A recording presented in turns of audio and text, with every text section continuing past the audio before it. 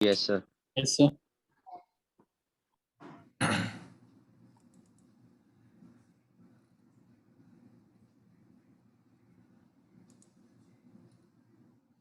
और कल भी मैं मतलब कुछ एक स्टूडेंट के कुछ डाउट्स आए, तो वो डाउट बड़ा सिंपल सा था। मुझे लग रहा था वो डाउट नहीं आना चाहिए, तो जैसे ही मैंने बोला कि आप बेटा एक बार इतने मिनट से लेके इतने मिनट का वीडियो दोबारा रिपीट करो, तो जैसे ही रिपीट हो गया। और कल मेरे साथ ये 3-4 स्टूडेंट्स के साथ ऐसा हुआ कि उनको छोटा छोटा डाउट आया। उनको मैंने बोला इतना पार्ट रिपीट करो, जैसे ही उन्होंने रिपीट किया, रिपीट करते ही उनके डाउट्स अपने आप क्लियर हो गए। होता क्या है कि हमारा ब्रेन जो है ना बेटा, वो प्रॉपरली फोकस नहीं कर पाता लंबे वक्त के लिए। हमें हमारे हमें अपना कंपटीशन खुद से करना है, किसी और से नहीं। कि पिछले कल मैं जो था, क्या मैं आज उससे थोड़ा बेहतर हूं कि नहीं, क्या मेरा फोकस थोड़ा स्ट्रांग हुआ कि नहीं।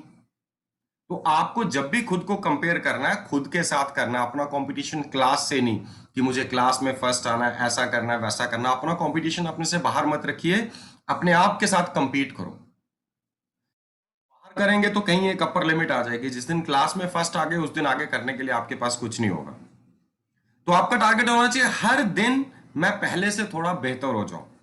बाकी चीजें फॉलो करते हुए आए, ये रैंक्स आपको फॉलो करें अगर आप ये अप्रोच फॉलो करेंगे। दूसरा, जब भी पढ़ना है तो पढ़ना है बेटा नॉलेज के लिए पढ़ना है, मार्क्स लेने के लिए नहीं, सिर्फ बोर्ड एग्जाम्स के लिए नहीं, किसी और चीज। वो चीजें आपको फॉलो करते हुए है। खुशी हो तो एक नया कंसेप्ट समझने की। और हर एक नया कंसेप्ट जब आप समझते हैं, हर एक नया कंसेप्ट चाहे वो छोटा सा क्यों ना हो, एक न्यूमेरिकल जिसमें आपको प्रॉब्लम आ रही थी उसका सॉल्यूशन आपको मिल गया, एक कंसेप्ट जो आपको नहीं समझ आ रहा था थोड़ी देर के बाद समझ आ गया, जैसे ही ऐसा करते हैं उसी टाइम उसको सेलिब्रेट कीजिए। अब आप बोलोगे सर सेलिब्रेट कैसे करें? ठीक वैसे ही करें जैसे एक बैट्समैन सिक्स लगाने के बाद करता है। चाहे उसकी टीम हारने वाली भी हो, आसार दिख रहे हो हारने के, फिर भी जब वो एक सिक्स लगाता है तो वो ये नहीं सोचता कि पता नहीं जीतेंगे या जीतने पे ही सेलिब्रेट करेंगे, वो एक सिक्स को भी सेलिब्रेट करता है। वेरी गुड मॉर्निंग मंजिला। और कोई भी या किसी भी और स्पोर्ट की बात कर लें। अब मान लीजिए फुटबॉल का मैच चल रहा है, एक टीम लैग कर रही है 0-5 से, दूसरी टीम के 5 गोल हो चुके हैं और इस टीम का 0 गोल है। अब वो कंपीट कर रहे हैं, वेरी गुड मॉर्निंग आकाश। अब वो कंपीट कर रहे हैं आपस में। तो ये जिस टीम के 0 गोल्स हैं, जैसे ही वो पहला गोल करेंगे तो क्या वो वेट करेंगे 5वें गोल का या पहले गोल को सेलिब्रेट करेंगे? उसी टाइम सेलिब्रेट करते हैं। और बहुत बार हमने ऐसा देखा है कि अचानक से वो सेलिब्रेट करते हैं, पूरी टीम के अंदर इतना जोश आ जाता है कि वो 0-5 से शुरुआत करके उसके बाद वो मैच जीत जाते हैं। और बहुत बार ऐसा हो चुका है हिस्ट्री में। तो बेटा enthusiasm is most important, it is basically अ की। जोश एक की है। की क्या है? मैं अब की बात करता हूं आपसे। What is a key? चाबी। Am I audible to all? Yes sir. Yes, sir. Yes, sir. Yes sir. Okay good. तो बेटा मैं की बात कर रहा हूं। की है क्या? एक मेटल का पीस है जिसको आप लॉक के अंदर उस पर्टिकुलर होल के अंदर लगाएंगे और एक पर्टिकुलर पैटर्न पे घुमाएंगे तो लॉक खुल जाता है। ये तो आप जानते हैं। इसी को जरा इस तरीके से समझिए। मान लीजिए एक बहुत बड़ा पैलेस है कोई, उसके बाहर आप खड़े हैं, बहुत बड़ा डोर है, उस डोर से आप अंदर देख नहीं पा रहे हैं। आप बाहर खड़े हैं, आप अंदर नहीं देख पा रहे उस बहुत बड़ी बिल्डिंग के अंदर। अब आप अपने मन में अंदाजे लगाने स्टार्ट करते हैं, अंदर से शायद ये बिल्डिंग ऐसी होगी, यहां ऐसा होगा, यहां वैसा होगा। इमेजिनेशन। और God has blessed us with a wonderful sense of imagination. In fact इतने हजारों लाखों सालों की एवोल्यूशन के बाद इंसान ने ऐसी मतलब इमेजिनेशन की पावर्स एक्वायर की हैं। तो हम इमेजिन करते रह जाते हैं कि इस डोर के पार एक परे जो एरिया है वो ऐसा होगा, वैसा होगा। हम उसको कभी देख नहीं पाते। कितना अच्छा हो कि हम जाकर देख पाए। अब आपको कोई आदमी एक की लाकर दे कि बोले इसकी हेल्प से आप इस दीवार के पार अंदर देख पाएंगे कि अंदर है क्या क्या। तो आपको किसी ने एक की लाके दी, एक मेटल का पीस लाके दिया। अब आप सोचना शुरू हो जाओगे, अरे यार ये तो मेटल का पीस है, ये कोई ऑप्टिकल इंस्ट्रूमेंट तो है नहीं, कोई बाइनोक्यूलर नहीं है, कोई टेलीस्कोप नहीं है, कुछ नहीं है, तो इसकी हेल्प से मैं कैसे देख पाऊंगा अंदर। लेकिन जिसको उस की को इस्तेमाल करना आ गया, उसको पता हो ये की मैं इस होल के अंदर इंसर्ट करूंगा, इस पैटर्न पे घुमाऊंगा, ये डोर खुलेगा और मेरे सामने पूरी की पूरी नई डायमेंशन खुल जाएगी, तो वो उस की को प्रॉपरली यूज करेगा और अंदर एंटर करेगा। बाकी लोग अंदाजे लगाते रह जाएंगे बाहर, अंदर ऐसा है, फिजिक्स डिफिकल्ट है, फिजिक्स इजी है, ऐसा है वैसा है, और उसके ऊपर बड़ी बड़ी बुक्स लिख सकते हैं, इतना उनके पास इतनी रिसर्च होगी जो लोग बाहर खड़े हैं। लेकिन आपको क्या लगता है क्या बेहतर है, बाहर खड़े होकर उसके बारे में अंदाजे लगाना और लोगों को बताना और डिस्कशंस करना कि अंदर शायद ऐसा हो, दूसरा कहेगा नहीं वैसा होगा, या बेटर है खुद अंदर जाके देख लें? कौन सा ऑप्शन बेटर है? कौन सा ऑप्शन बेटर है बेटा, बताएंगे कोई? सर अंदर जाके। गुड। तो बेटा यही चीज है, ये जो मैं छोटे छोटे टिप्स आपको देता हूं, ये छोटी छोटी कीज हैं। लेकिन कुछ लोग इन कीज को देख के वो अपना अंदाजा लगाते हैं, नहीं यार इससे ऐसा कैसे होगा। कुछ लोग अंदाजा लगाते हैं, हमने लास्ट ईयर भी कहीं पे ऑनलाइन क्लासेस ली थी, कुछ लोगों ने बड़े बड़े ब्रांड्स जिनकी टीवी में एड्स आ रही हैं उनकी क्लासेस ली हैं, उनको लगा कि शायद वो काम नहीं कर रही तो कोई भी चीज काम नहीं करेगी। We are human beings, we are not robots, it's not merely a mechanical action कि मैंने कुछ बोलना है आपने कुछ सीखना है। ये कोई मार्केट से सब्जी लेने नहीं आए हो बेटा, आप नॉलेज अर्न करने आए हो। नॉलेज आपके अंदर है, वो सीड्स की फॉर्म में बैठी है, बस उन सीड्स को प्रॉपरली जर्मिनेट करवाना है हमने। अब उन सीड्स को जर्मिनेट करवाने के लिए ही हम टीचर्स, हम बुक्स, लोग जो हैं, जैसे सीड के ऊपर पानी छिड़कते हैं तो उसमें से सीड प्लांट निकलता है ना, तो नॉलेज आपके अंदर ऑलरेडी है। ऐसा नहीं कि नॉलेज कहीं लेने आपको बाहर जाना है या मैंने आपको नॉलेज देनी है, आपके अंदर की नॉलेज को स्टिमुलेट करना है मैंने, उसके बाद वो नॉलेज खुद बाहर आएगी। और जब किसी चीज के बारे में आप खुद अच्छे से, जब आपका पर्सनल एक्सपीरियंस है, किसी चीज को आप अच्छे से देख कर आ गए हैं, जैसे मान लीजिए आज तक आपने ताजमहल नहीं देखा, तो ठीक है बुक से कहीं ना कहीं आपको यूट्यूब से थोड़ा बहुत इंफॉर्मेशन मिल जाएगी। कुतुब मीनार आपने नहीं देखा, कोई भी चीज जो आपने नहीं देखी, इंफॉर्मेशन तो कुछ आप इकट्ठी कर लोगे, लेकिन जिस चीज को आप देख कर आए हैं, अच्छी तरह एक्सपीरियंस करके आए हैं, आपके अपने एक्सपीरियंस का पार्ट है, उसके बारे में कोई कुछ भी आपसे पूछ लेगा तो आप बता पाएंगे वहां। So it's better to experience yourself. Physics किसी को डिफिकल्ट लगती है, किसी को इजी लगती है, बट बेटा पढ़ तो रहे हैं, या तो पढ़ना बंद कर दें या तो छोड़ दें, मेक अ बोल्ड डिसीजन कि मुझे नहीं पढ़नी फिजिक्स,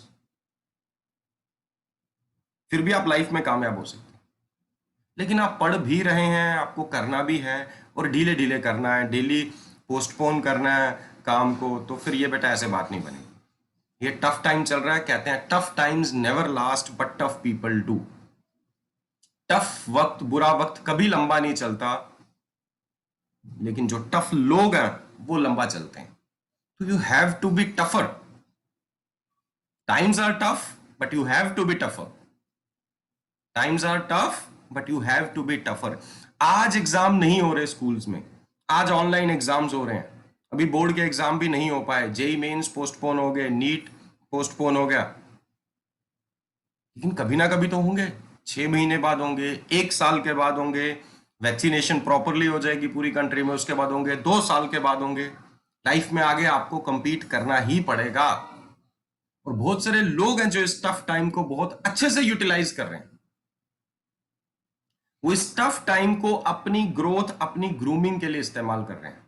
तो बेटा मैंने बात की शुरुआत की थी फोकस से, तो आपको अपने आप को कंपीट अभी वहां पे नहीं करना कि मेरा फलां टेस्ट हुआ उसमें इतने मार्क्स आए। आपने ये चेक करना है जो मैंने असाइनमेंट्स दी, क्या आपने प्रॉपरली सॉल्व की, क्या आपने सिस्टम को फॉलो किया। सिंपल वर्ड्स में ये कहूंगा, क्या आपने सिस्टम को प्रॉपरली टाइम पे फॉलो किया, क्या पिछले कल से थोड़ा बेहतर किया। एक स्केल बनाओ 0 से लेके 10, आज के काम को मैं कितनी रैंकिंग देता हूं, और रैंकिंग कहां पे देनी है, मैं अगेन कह रहा हूं, कोई टेस्ट के मार्क्स पे नहीं, सिस्टम को फॉलो करने पे। जो सिस्टम को फॉलो कर रहे हैं, जो अपने टीचर, अपने मेंटर के वर्ड्स को फॉलो कर रहे हैं, मैंने पहले ही कहा we are not robots, it's not a mechanical action, we are energy beings. जो सिंक्रनाइज हो जाएंगे वो अच्छे से सीखेंगे, और जो सिंक्रनाइज नहीं होंगे वो आलतू फालतू की रिसर्च करते रहेंगे, सीख नहीं पाएंगे, ठीक है। So it's better to synchronize. आपने सुना है 1 और 1 11 होते हैं? सुना है किसी ने? अरे बता दो, यस और नो। Yes sir. सुना Yes, होगा ना। लेकिन 1 और 1 वैसे नंबर में 2 है, लेकिन 1 और 1 अगर पैरेलल रखे जाएं तो जाके ये 11 होंगे। तो इस चीज को समझना, इसका मीनिंग क्या है। परफेक्ट सिंक्रनाइजेशन, कोई दो लोग भी अगर किसी एक टारगेट को लेके परफेक्टली सिंक्रनाइज हो जाएं तो उनकी पावर 11 गुना हो जाती है। कुछ लोगों को लग रहा होगा ये फिलोसफिकल बातें हैं। बेटा 1 और 1 4 तो हम प्रूव कर चुके हैं क्लास 11th में। याद है किसी को जो 11th में मेरे साथ थे? 1 और 1 4 कहीं प्रूव किया था हमने? नहीं याद आ रहा। वेव्स वाले टॉपिक में हमने एक चीज डिस्कस की थी, इंटरफेरेंस, कंस्ट्रक्टिव और डिस्ट्रक्टिव। कंस्ट्रक्टिव वो जब क्रेस्ट पे क्रेस्ट फॉल करे और ट्रफ पे ट्रफ फॉल करे, that is constructive interference. Constructive interference में वेव का एम्पलीट्यूड बढ़ जाता है, एनर्जी बढ़ जाती है। तो चलिए क्लास 12th में ये दोबारा हम वेव ऑप्टिक्स वाले चैप्टर में दोबारा से करेंगे।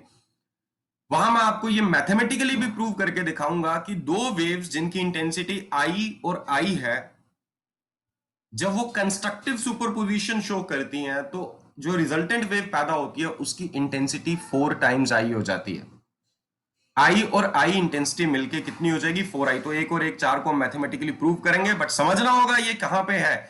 ये वेव्स वाले टॉपिक में है। वेव्स क्या है? Energy world. तो एनर्जी वर्ल्ड में एनर्जी वाइज जब हम सिंक्रनाइज हो जाते हैं तो हमारी पावर कई गुना बढ़ जाती है।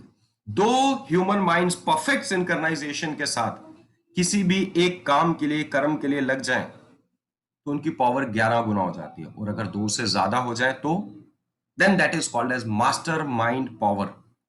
मास्टर माइंड पावर क्या? बहुत सारे ह्यूमन ब्रेन्स किसी कुछ मोमेंट्स के लिए ही सही चाहे किसी एक टारगेट के लिए परफेक्टली सिंक्रनाइज तरीके से काम कर रहे हैं, तब वो मास्टरमाइंड पावर हो जाती है, तब वो गॉड की पावर वहां पे क्रिएट हो जाती है, तब उस चीज को कोई नहीं रोक सकता।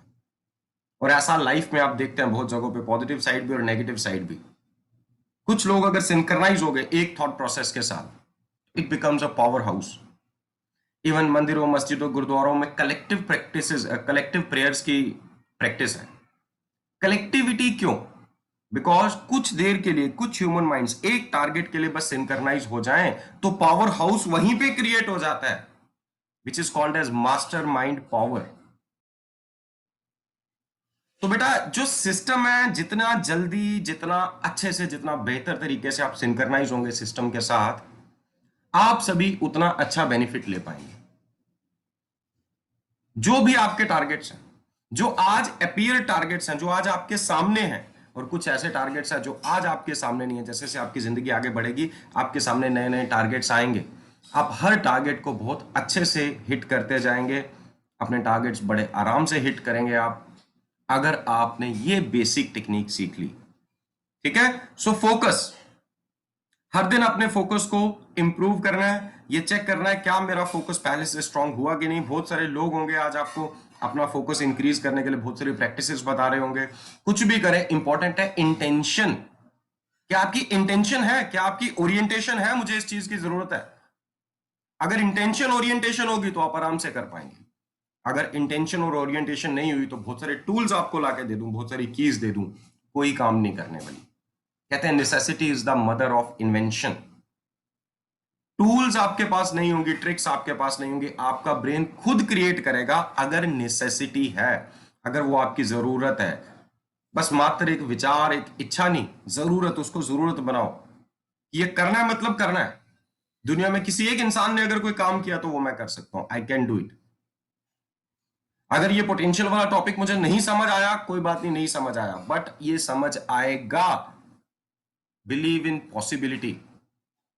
अब वो पता नहीं 1 दिन के बाद आएगा, 2 दिन के बाद आएगा, कब आएगा, कोई मेरा टीचर मुझे समझाएगा या खुद आएगा, लेकिन एक बात तो पक्की है, जो भी मैं पढ़ रहा हूं ये मेरे लिए कल इतना इजी होगा जितना इजी आज मेरे लिए एबीसी है।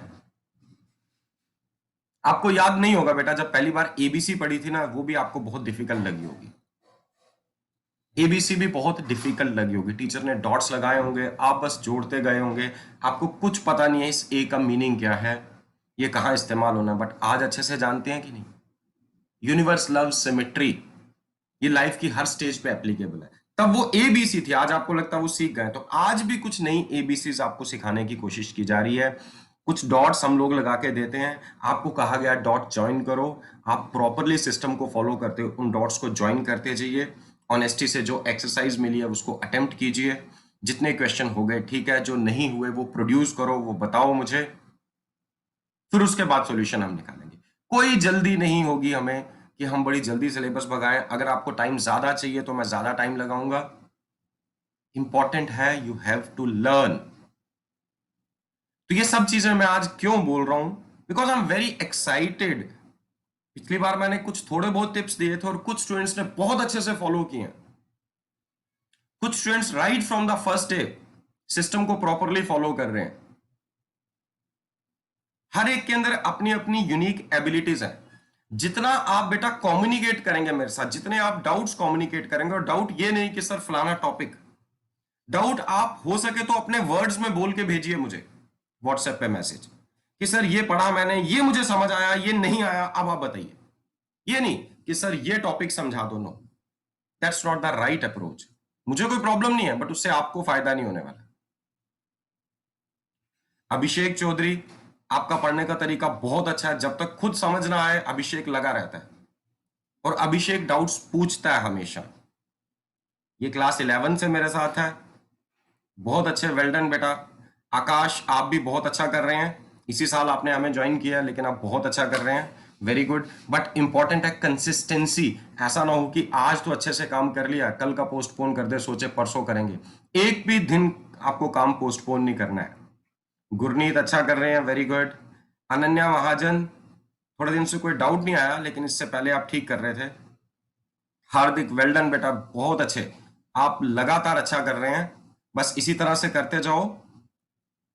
Slow and steady always wins the race. Steady important है यहाँ पे, अक्सर लोग स्लो पे फोकस कर देते हैं, स्लो नहीं, स्टेडी, कॉन्स्टेंटली काम करते रहना। हरप्रीत गुड, आपने भी अच्छा। जतिन, आपके कोई डाउट्स नहीं आ रहे हैं मेरे पास। मनदीप बेटा, आप भी एक्टिव हो जाओ, थोड़े थोड़े एक्टिव होते हो, लेकिन प्रॉपरली, लगातार।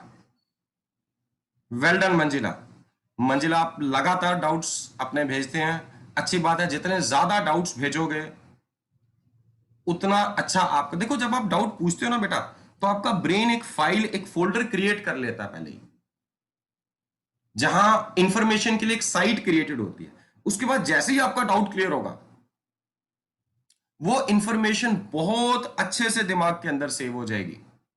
अगर उसके बिना, शिवोहम, मैं अभी आपके पास आता हूं बेटा, अगर उसके बिना मैं कितने भी, मैं 10 क्वेश्चंस भी करवा दूं तो शायद आपके वो कंसेप्ट क्लियर ना हो, लेकिन आपका डाउट आने पे हो सकता है एक या दो क्वेश्चन मैं सॉल्व करवाऊं तो आपके कंसेप्ट बहुत स्ट्रेंथन हो जाएं, उसके अगले लेवल तक दिमाग अगले एक लेवल ऊपर जाके सोचना स्टार्ट कर दे। तो इंपॉर्टेंट है आपके डाउट्स, ऐसे क्वेश्चंस कराने का फायदा नहीं है। प्रीति बेटा, आप थोड़े दिन से मुझे आपकी तरफ से भी कोई डाउट नहीं आया, आई डोंट नो। प्रीति, मुझे ये बताइए, आपने अच्छे से अभी तक सारे वीडियोस देखे हैं?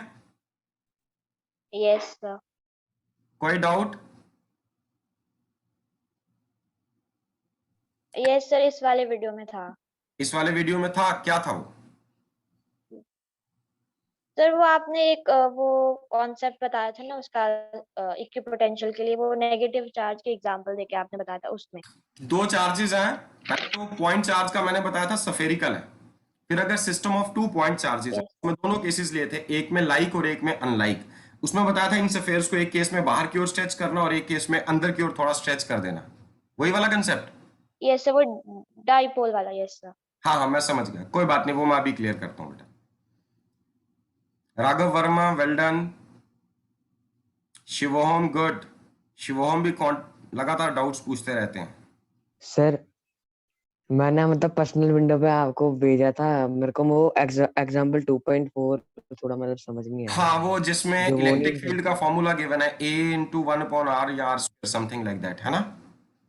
ये सर एक्स्ट्रा चार्ज निकालना है। एक्स्ट्रा चार्ज निकालना है। ये शिवोहम, आपने कब का भेजा हुआ ये डाउट? सर कल। कल पता नहीं, मैं मिस कर गया हूँ शायद। हाँ 2.4 थोड़ा समझ नहीं आ रहा। ओके ये मतलब 2.4 एनसीईआरटी का क्वेश्चन है कि सॉल्व्ड एग्जांपल है? से सॉल्व है। कोई बात नहीं बेटा, मैं अभी डिस्कस करता हूँ ये भी। How are you Sumit Raina?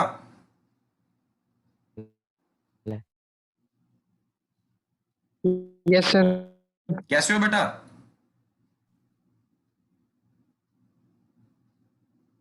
Sir अभी ठीक है थोड़ा। चलो ठीक है, गुड, टेक प्रॉपर केयर, ठीक है।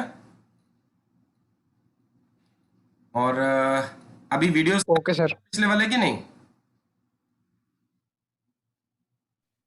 सर अभी रिलेशन वाली वीडियो मैंने आज सुबह सुबह हाफ देखी है, अभी वो पूरी नहीं ठीक, देख पाया। कोई बात नहीं, आप करो, आराम से करो, ठीक है। कोई भी चैलेंज आएगा डिस्कस करना है।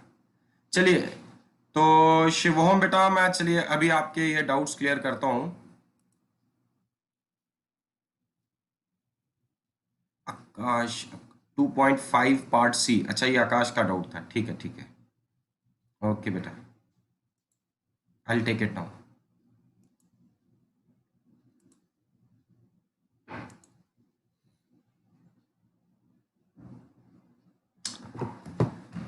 तो बेटा फर्स्ट ऑफ ऑल पहले तो आप मुझे ये बताइए, अगर आप में से किसी को डाउट है कि इक्विपोटेंशियल सरफेस क्या होता है,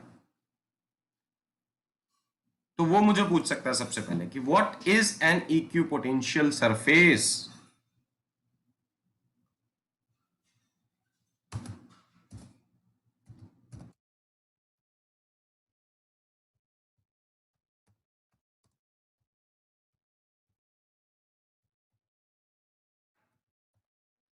बहुत अच्छा टॉपिक है ये। देखिए आप सोचिए खुद, इक्विपोटेंशियल सरफेस, ये नाम ही अपने आप में काफी है, ये सब कुछ आपको बता रहा है इसके बारे में। सिर्फ आपको अपनी मेमोरी में स्टोर करना है ये नाम, और सोचिए इसके ऊपर, इक्विपोटेंशियल सरफेस, एक ऐसा सरफेस जिसके हर एक पॉइंट पे पोटेंशियल की वैल्यू सेम हो। Such a surface is said to be equipotential surface. अभी तक potential due to a point charge के लिए हमने एक फॉर्मूला पढ़ा हुआ है, के क्यू बाय आर। अगर एक पॉइंट चार्ज क्यू है और उससे आर डिस्टेंस पे आप खड़े हो जाते हैं, यहां कोई एक पॉइंट पे आप, ये डिस्टेंस आर है, तो इस पॉइंट पे पोटेंशियल की वैल्यू इतनी होगी। तो देखिए अगर चार्ज मैं फिक्स कर दूं तो इसके आसपास अब पोटेंशियल के भी कांस्टेंट है, क्यू भी कांस्टेंट है, तो एक ही फैक्टर पे डिपेंड कर रहा है, आर पे। तो इससे बराबर आर के अगर सारे पॉइंट्स, आर डिस्टेंस के सारे पॉइंट्स को अगर मैं ज्वाइन करूं तो ये शेप कैसी बननी चाहिए? सफेरिकल। तो इस सफेयर के ऊपर जितने भी पॉइंट्स होंगे, हर एक के सरफेस के ऊपर पोटेंशियल की वैल्यू कितनी होगी? के क्यू बाय आर। तो एक आइसोलेटेड पॉइंट चार्ज के केस में इक्विपोटेंशियल सरफेसेस कैसे बनते हैं? पॉइंट चार्जेस के केस में कैसे सरफेसेस बनेंगे? Spherical equipotential surfaces, right? ये सबको क्लियर है? हमने बस एक ही काम किया, हमने जो सोर्स चार्ज है ना उससे इक्विडिस्टेंट पॉइंट्स को ज्वाइन किया। क्योंकि हम कॉमन सेंस अप्लाई करें या सिमेट्री कंसीडरेशंस अप्लाई करें, हम ये समझ सकते हैं कॉमन सेंस से भी और सिमेट्री कंसीडरेशन से भी कि सोर्स चार्ज से बराबर डिस्टेंस के अगर सारे पॉइंट्स मैं लूंगा तो उन सब पे पोटेंशियल की वैल्यू बराबर होनी चाहिए। इसी के बेसिस पे हमने ये भी कहा कि अगर हमारे पास कोई लाइन चार्ज है तो इस लाइन चार्ज से बराबर डिस्टेंस के सारे पॉइंट्स को अगर मैं ज्वाइन करूं तो वो शेप कैसी बननी चाहिए? सिलेंड्रिकल। तो लाइन चार्ज के केस में इक्विपोटेंशियल सरफेसेस कैसे बन रहे होंगे? सिलेंड्रिकल। एक के बाद एक अलग अलग बहुत सारे इक्विपोटेंशियल सरफेसेस हमें मिलेंगे। मान लीजिए पहला सरफेस था, इसके हर एक पॉइंट पे पोटेंशियल है 10 वोल्ट। अगला सरफेस है, इसके हर एक पॉइंट पे पोटेंशियल है 9 वोल्ट, या 2 वोल्ट के डिफरेंस पे भी आप बना सकते हैं 9 वोल्ट एंड सो ऑन। और अगर यहाँ पे फील्ड लाइंस भी मुझे ड्रॉ करनी हो तो ये इस तरह से टॉप व्यू होगा फील्ड लाइंस का, और साइड व्यू देखेंगे तो इस तरह से चल रही होगी। इसमें कोई डाउट किसी को? No sir. Okay. Now system of 2-point charges. System of 2-point charges. अब 2 पॉइंट चार्जेस का सिस्टम मैं लेने जा रहा हूं, उसके केस में इक्विपोटेंशियल सरफेसेस ड्रॉ करेंगे। इसमें सबसे पहला मैं लाइक चार्जेस का केस लेने जा रहा हूं, लाइक चार्जेस, ठीक है। तो अब यहां पे दो पॉजिटिव चार्जेस या दो नेगेटिव चार्जेस आप कोई भी लेके चल सकते हैं। सपोज मैं यहां पे कंसिडर करता हूं दो छोटे छोटे पॉजिटिव पॉइंट चार्जेस। सो एक पॉइंट चार्ज मेरे पास ये है और एक पॉइंट चार्ज मेरे पास ये है। नाम भी देना चाहें तो इसको दे दीजिए Q1, इसको नाम दे दो Q2। अगर Q2 यहां पे नहीं है, थोड़ी देर के लिए हम Q2 को भूल जाते हैं, तो Q1 तो है, तो Q1 की वजह से इसके आसपास की स्पेस में हर पॉइंट का अपना अपना पोटेंशियल होगा। और अगर मुझे ऐसे पॉइंट्स को ज्वाइन करना हो जिन सब का पोटेंशियल बराबर हो, तो जितना डिस्टेंस मैं इस साइड आया हूं x, अगर उतना ही डिस्टेंस मैं इस साइड आऊं x, तो इन दोनों पॉइंट्स का, सपोज ये पॉइंट्स है m और n, तो इनका पोटेंशियल सेम होगा। इतना ही डिस्टेंस ऊपर आ जाऊं, नीचे आ जाऊं, बैक साइड आ जाऊं, चारों तरफ अगर हम देखें तो इसके केस में इक्विपोटेंशियल सरफेसेस कैसे बनने चाहिए थे? स्फेरिकल, जो कि मैंने पहले भी आपसे डिस्कस किया। पॉइंट चार्ज के केस में इक्विपोटेंशियल सरफेसेस कैसे होते हैं? स्फेरिकल। तो ये एक सिंगल पॉइंट चार्ज है, तो सिंगल पॉइंट चार्ज के केस में यहाँ पे इक्विपोटेंशियल सरफेसेस कैसे बनेंगे? स्फेरिकल, अगर सिंगल है। ये हम डिस्कस कर चुके हैं ऑलरेडी।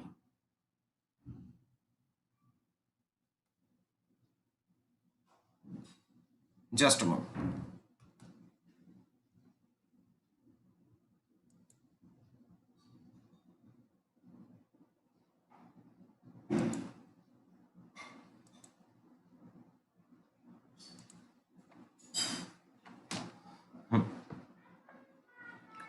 तो इसके केस में ये स्फेरिकल इक्विपोटेंशियल सरफेसेस हैं।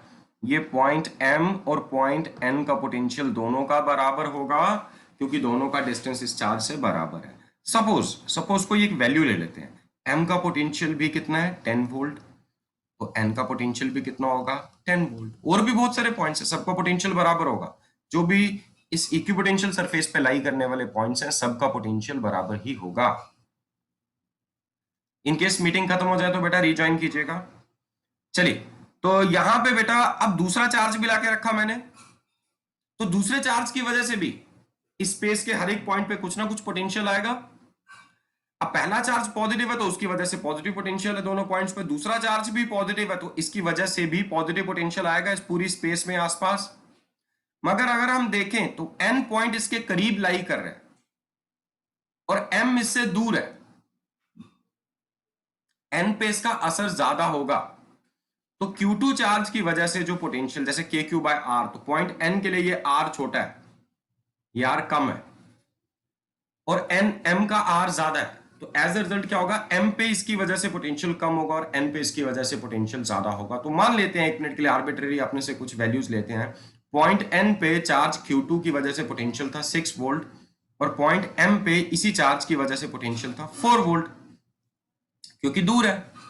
Q1 की वजह से देखा तो M और N पे पोटेंशियल बराबर था, क्योंकि M और N Q1 से इक्विडिस्टेंट है, बट Q2 से ये इक्विडिस्टेंट नहीं है। N करीब है, M दूर है, तो N पे इसका असर ज्यादा है। N पे Q2 की वजह से पोटेंशियल है 6 वोल्ट और M पे Q2 की वजह से पोटेंशियल है 4 वोल्ट।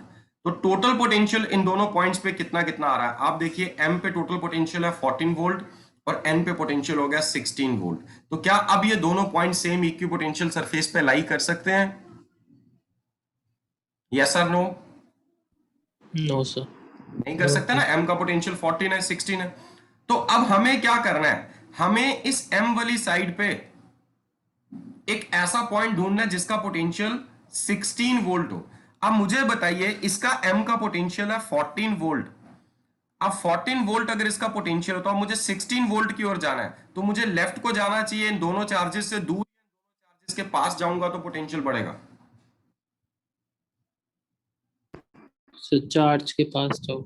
यस, तो मान लो मैं थोड़ा सा यहां पे आ गया, ये पॉइंट कोई और है, लेट अस से दिस पॉइंट इज P। तो ये जो पॉइंट P है, अब इस P का पोटेंशियल कितना है? 16 वोल्ट। मतलब अब P और N सेम इक्विपोटेंशियल सरफेस पे लाई कर रहे होंगे। P का भी 16 है, इसका भी 16 है। तो अगर इनको हम ज्वाइन करें, वैसे वो बाकी पॉइंट्स के ऊपर भी आप कैलकुलेट कर सकते हैं, बट ये एक तरीका था जिसमें हमने इमेजिन किया, विजुअलाइज किया और डायरेक्टली हमने यहाँ पे इसके बाद इस तरह से इक्विपोटेंशियल सरफेसेस ड्रॉ किए। मतलब मानिए ये सफेरिकल सरफेस ही है, बस उस सफेयर को पकड़ के राइट साइड से थोड़ा इनवर्ड स्ट्रेच कर दिया हमने कि लेफ्ट साइड पे ये पॉइंट करीब है इस चार्ज के, राइट साइड पे दूर है। तो इस तरह एक सरफेस ड्रॉ किया, फिर दूसरा सरफेस और ड्रॉ करेंगे, आप इस तरह से ड्रॉ कर सकते हैं। फिर तीसरा सरफेस आ गया, फिर चौथा सरफेस आ गया ये राइट साइड से, फिर ये एक और सरफेस आ गया यहां से, ठीक है। फिर एक ऐसा सरफेस होगा जो इन दोनों को एनक्लोज करते हुए जा रहा होगा। तो अगर लाइक पॉइंट चार्जेस हैं, दोनों पॉजिटिव हैं या दोनों नेगेटिव, तो उसके केस में इक्विपोटेंशियल सरफेसेस की शेप कुछ ऐसी आने वाली है। Is it clear? Yes sir. ठीक है। Yes, sir.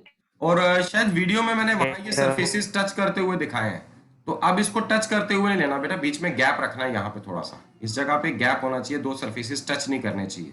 वीडियो के अंदर शायद मैंने वहां पे टच कर दिए हैं, तो ये टच नहीं करेंगे। चलिए ये भी हो गया।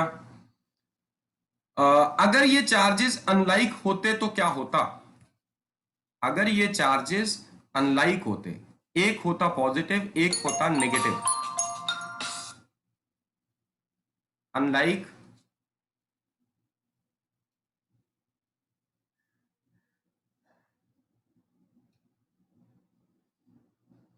Unlike charges. अब ये जरूरी नहीं डायपोल हो, डायपोल में तो इक्वल एंड ऑपोजिट चार्जेस होते हैं, तो यहां ऑपोजिट तो लेने हैं, जरूरी नहीं वो इक्वल हो, इक्वल हो भी सकते हैं। तो इसलिए हालांकि बीच में मैंने डायपोल की ही डायग्राम ड्रॉ की थी, तो आप डायपोल भी ले सकते हैं और बिना डायपोल के भी शेप तो लेकिन वैसी ही रहेगी। तो एक चार्ज है नेगेटिव, लेट अस से दिस इज -q1, और दूसरा चार्ज है, जस्ट अ मोमेंट बेटा,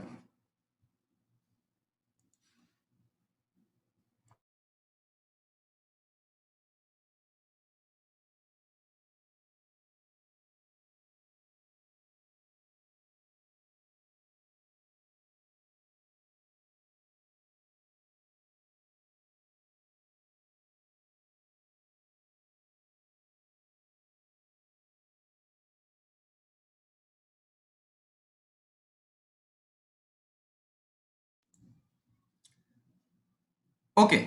तो एक चार्ज है -q1, एक चार्ज है +q2, या आप सिंपली ऐसा कर लो, डायपोल मानना तो डायपोल ही ले लो, एक है -q और दूसरा है +q, एक पॉजिटिव एक नेगेटिव, एक +q एक -q, कोई भी केस ले लो, बट अनलाइक चार्जेस होने चाहिए। अब यहां पे लेफ्ट साइड या राइट साइड किसी एक चार्ज के आसपास वही टेक्निक अडॉप्ट करो जो मैंने पहले अडॉप्ट की। जैसे अगर मैं +q के कुछ फिक्स डिस्टेंस पे यहां पे एक पॉइंट लेता हूं m, फिर इतने ही डिस्टेंस पे यहां पर एक पॉइंट लेता हूं n, ये दोनों पॉइंट्स का डिस्टेंस बराबर है इस चार्ज q से। सपोज ये x है तो ये भी x ही है।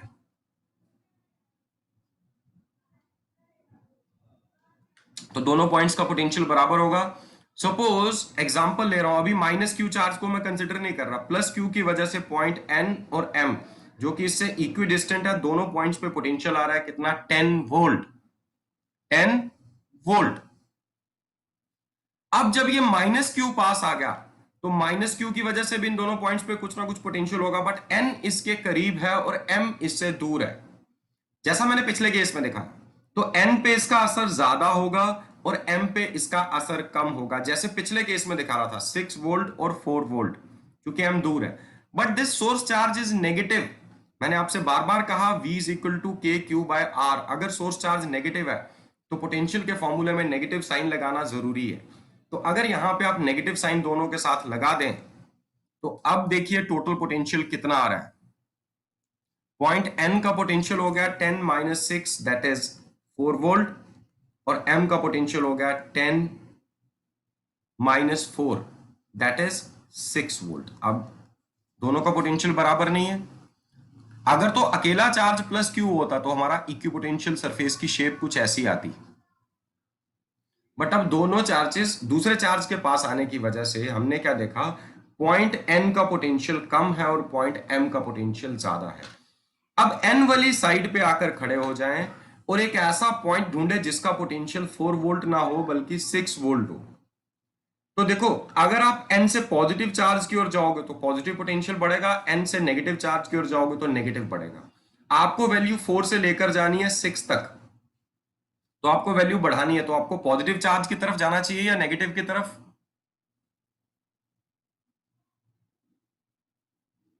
पॉजिटिव। Very good. तो मान लीजिए यहां पे एक पॉइंट मिल गया P, जिसका पोटेंशियल कितना है 6 वोल्ट, इधर M का भी 6 वोल्ट है। अब इन दोनों पॉइंट्स को अगर मैं ज्वाइन करूं तो ये शेप कुछ इस तरह की बन रही है। मतलब अगर अनलाइक चार्जेस है तो उसके केस में सफेयर्स को मान लो पकड़ के मैं बीच की तरफ स्ट्रेच कर रहा था, अब की बार ये वैसी सफेरिकल सरफेसेस को उठा के आपने बाहर की तरफ स्ट्रेच करना है, आउटसाइड, ये इधर को, इस साइड को एलोंगेट कर देना थोड़ा सा। तो इस तरह से आप अनलाइक चार्जेस के केस में भी इक्विपोटेंशियल सरफेसेस ड्रॉ कर सकते हैं। अगर तो ये डायपोल है तो इसका जो इक्वेटोरियल प्लेन है वो भी एक इक्विपोटेंशियल सरफेस होगा, इसके हर एक पॉइंट पे पोटेंशियल की वैल्यू 0 होगी। ये डायपोल वाले पार्ट में भी हमने डिस्कस किया था, फॉर्मूले की हेल्प से भी प्रूव किया है। और वैसे भी आप देख सकते हैं इसका कोई भी पॉइंट जो है वो इक्विडिस्टेंट होगा दोनों चार्जेस से, जितना उसका डिस्टेंस -q से है उतना ही डिस्टेंस +q से। तो इसकी वजह से जितना नेगेटिव पोटेंशियल +q की वजह से उतना ही पॉजिटिव, दोनों को ऐड करेंगे तो टोटल पोटेंशियल कितना हो जाना चाहिए 0। हाँ, अगर ये चार्जेस, ये डायपोल ना होता, चार्जेस अलग अलग होते, एक -q1 होता, एक +q2 होता, तो भी बीच में आपको ऐसा एक प्लेन मिलता जिसपे पोटेंशियल 0 होता। बट तब वो जरूरी नहीं कि पूरा प्लेन सरफेस मिले, वो बेंट हो सकता है और वो सेंटर पे नहीं होगा, उसको आप इक्वेटोरियल नहीं कह सकते। इक्वेटोरियल मतलब परपेंडिकुलर बाइसेक्टर, वो तभी होगा जब दोनों चार्जेस का मैग्नीट्यूड इक्वल है बट साइन ऑपोजिट है। ठीक है, तो बेटा ये डाउट्स क्लियर हुए सबके? Yes sir. ओके, तो अभी माइट भी क्लास ये जल्दी खत्म होने वाला ही है, तो आप इसके बाद क्विकली ज्वाइन कर लीजिएगा दोबारा से। मैं इसके सिवाय वो डाउट्स जो एनसीईआरटी एग्जाम्पल्स के हैं वो मैं आपके साथ डिस्कस करने जा रहा हूँ। ठीक है।